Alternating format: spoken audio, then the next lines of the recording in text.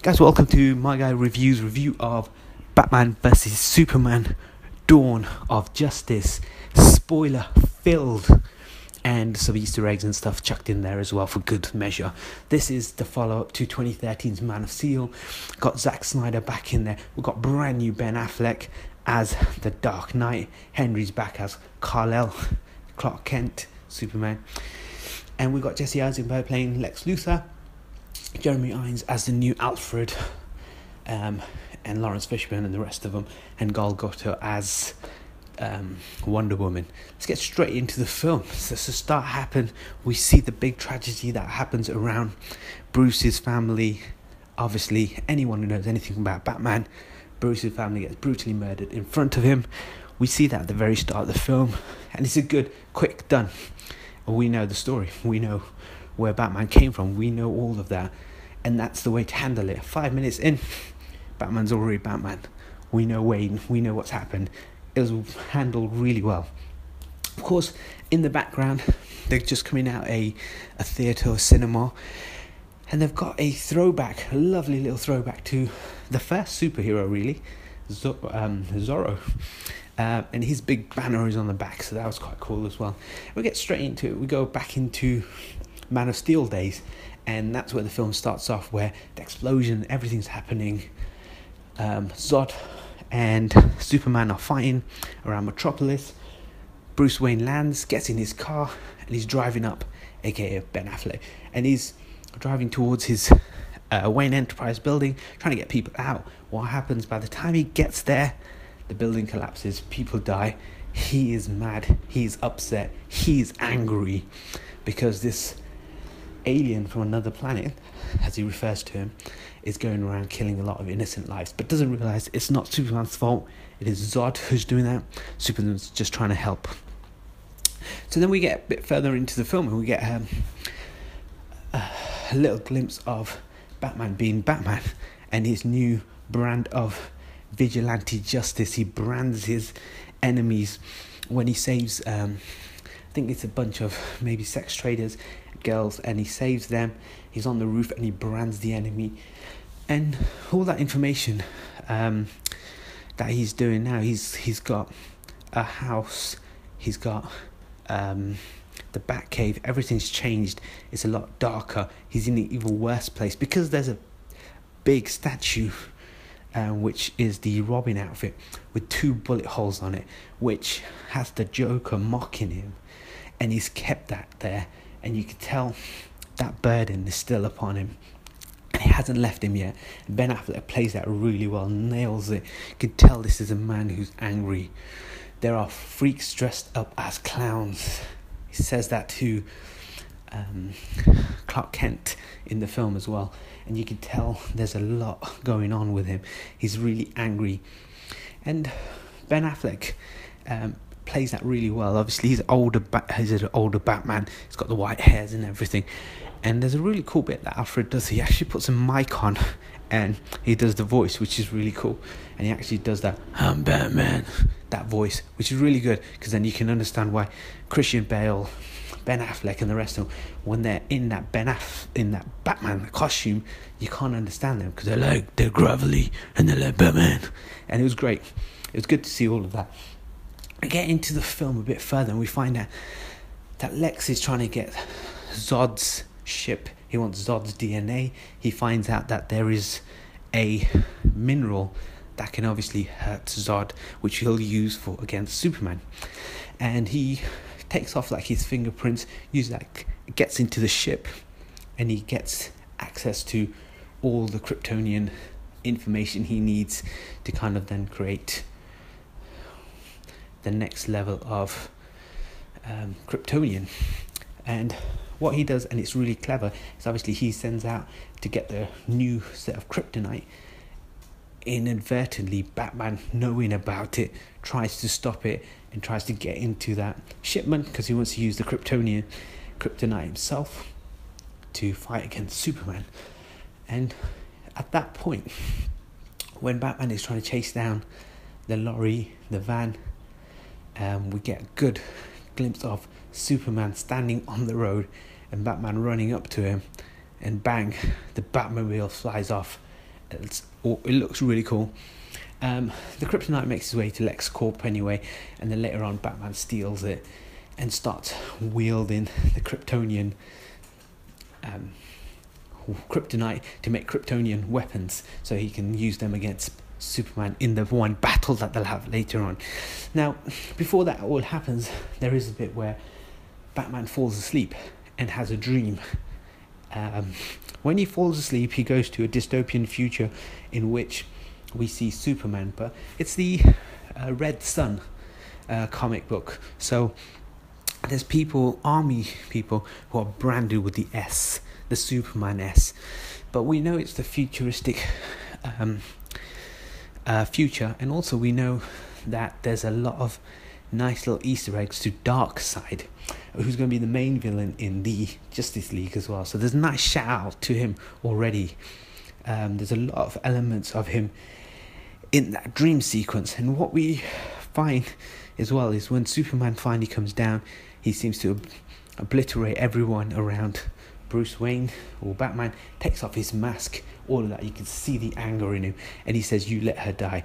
That is a cool little reference to Lois Lane, obviously the love of Superman's life. She must die in this alternative multiverse in which obviously Superman goes rogue, and he is now hell-bent on just creating destruction. But it seems like Darkseid has played some sort of role in all of this, and that's what I gathered from that. But there's a nice little cool bit when he wakes up and we see a message come in and saying, "She's the key," as in Lois Lane, and you were right. And that is all throwbacks from obviously the Flash. The Flash has, like Superman, has the ability to time travel, and he's time traveled back in time to warn Batman about this potential multiverse or this alternate future that could happen, in which if he doesn't save Lois Lane, Superman's love interest, there could be other issues happening in the future, which obviously turns Superman evil. And that dream sequence ends with that futuristic message coming in. Then we see the files, and you see our first glimpse at the 4 symbols that will make up JLA. Ben Affleck goes straight into the first one, which is Wonder Woman. See the pictures from the 1900s. Later on, there's a conversation that he has with Wonder Woman, and she says, "Yes, for 100 years I have given up in humanity," but later on she does help because she's changed her mind. Obviously now there's a greater evil about that. She wants to help humanity.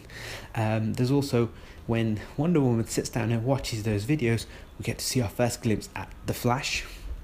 And if you notice the Flash at that point, he's the same character who will come back in time and obviously talk to Ben Affleck when he has his dream sequence. We also get a nice little look at Aquaman.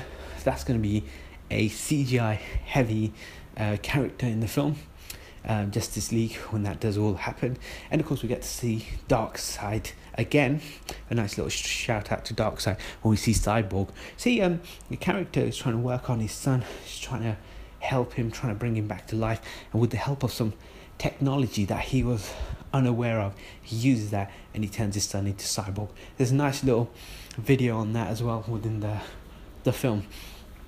Now, what would make Batman fight Superman? Well, Batman thinks Superman's destroyed Wayne Enterprise, all of these other buildings.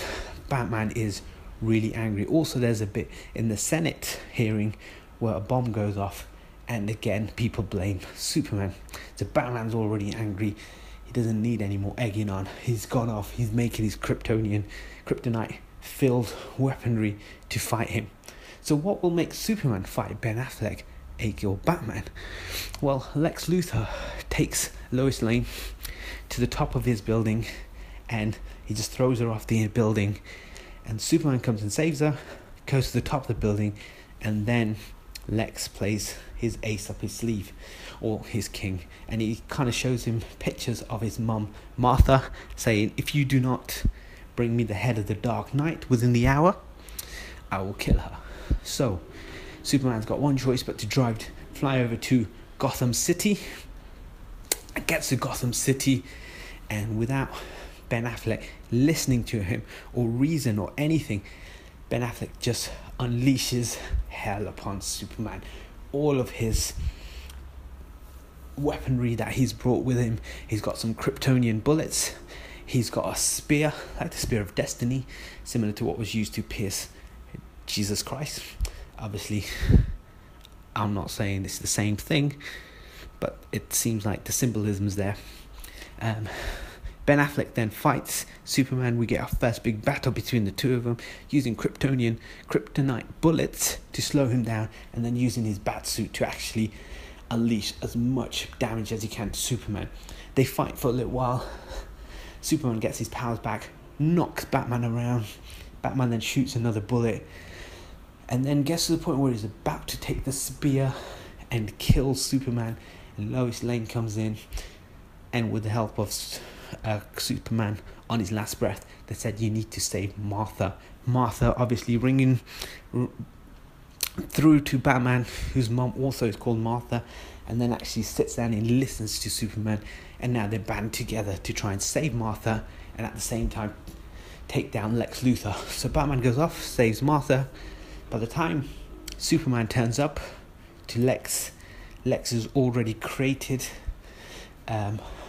Doomsday, using the DNA that Zod has, the flesh of his flesh, and then his own blood, the blood of his blood. And we now have a creature which Lex refers to as Doomsday. So basically we've used the Kryptonian gene. He activated that, and that then obviously causes the mutation Doomsday.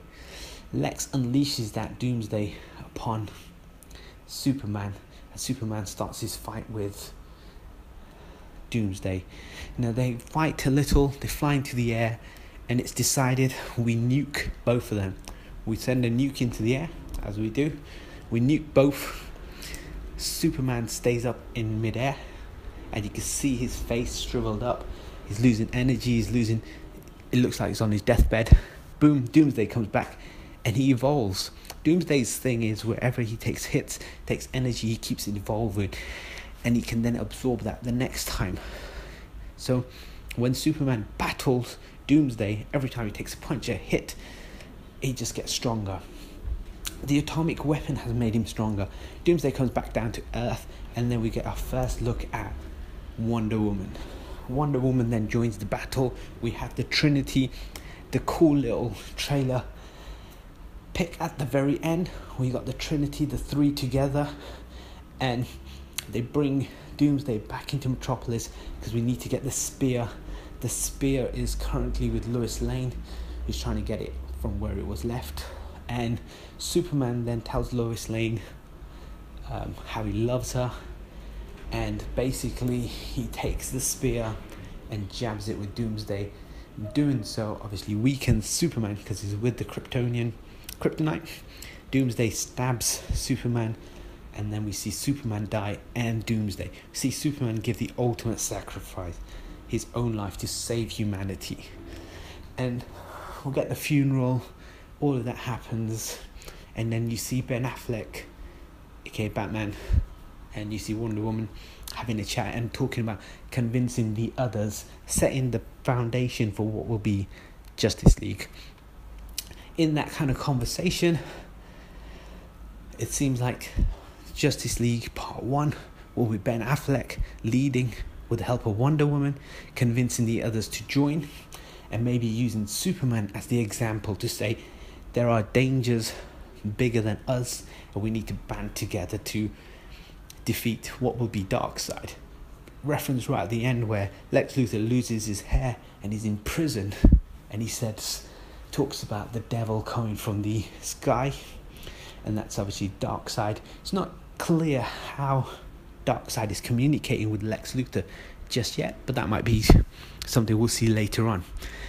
At the end of the film, we see the casket. Superman is dead. Spoiler. He's then put into the ground, and Lois Lane gets some soil, puts it on top of the coffin, we go down to where the coffin is, soil level, and you hear a heartbeat, and some soil slowly starts to go up. So anyone who's read the comics will know what happened, because we've got Death of Superman in this film, we've got the Dark Knight in this film. So we've got Death of Superman is the comic book where Doomsday kills Superman, and what we now have is life without Superman pretty much almost happening inside the two. So in terms of comic books, this is really true to like the comic book references. Everything's on there. It's really down to the T as to what it is and what happened in the film. But again, as I said before, the two main characters, Superman and Batman, aren't on screen together long enough. It's got some great actors in there, some fine performances, but I give it a 6 out of 10, 6.5 out of 10. It could have been better. There's a lot more we could have seen. And the Doomsday fight is just CGI lit. It's just full of CGI. It just doesn't look good. He's obviously, Doomsday is the ultimate anti-Superman person who can fight Superman and match Superman in every move and everything he does. But the whole thing just kind of happens so quickly. You don't even care much for it. Superman fights him, Batman fights him, Wonder Woman fights him. Everything's going on. Things are blowing up left, right, and center. It just seems like here's a ton of money. Let's just blow up everything. And the film ends, of course, with a faint heartbeat. So that's kind of like the spoiler-filled talk about Batman versus Superman. Hit me up with your comments. Tell me what you thought. Hit me up with your likes. Hit the big S button. Subscribe for more Batman versus Superman stuff.